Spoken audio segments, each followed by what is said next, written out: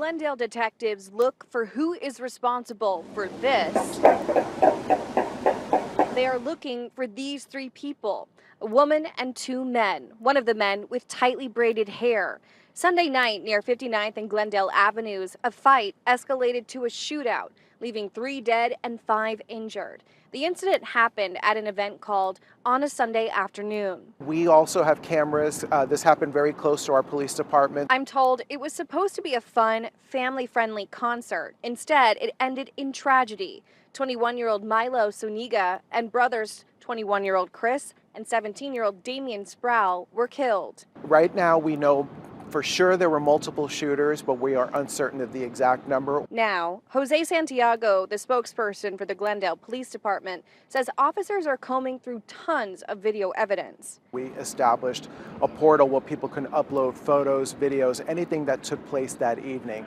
What we're hoping to find is what took place before the fight, during the fight, and after. We're trying to piece together exactly who was involved during the fight that escalated to the shooting. Santiago says right now investigators are in the process of combing through about 60 videos from either the initial fight, the shooting itself, or the aftermath, all taken by witnesses. They'll then match up the video to statements, shell casings, and other evidence to determine who is responsible. A lot of it becomes a little convoluted because people see and think they see something, and then when we have video, we can actually compare the video to what people thought they saw and actually piece it together. But it might take a bit, Santiago says, because a crowd of people witnessed the shooting. There are many people police need to talk to, including the 3 people whose photos they released this afternoon.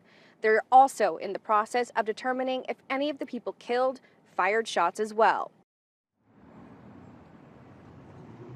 Now, to make statements to police or submit video or photo evidence, they have a portal to do that. You can also scan a QR code. We'll have that link up on our website. If you would like to remain completely anonymous, there's a way to do that as well through Silent Witness. Of course, we'll keep you updated as we learn more about these persons of interest. Reporting live in Glendale tonight, I'm Sarah Robinson for Arizona.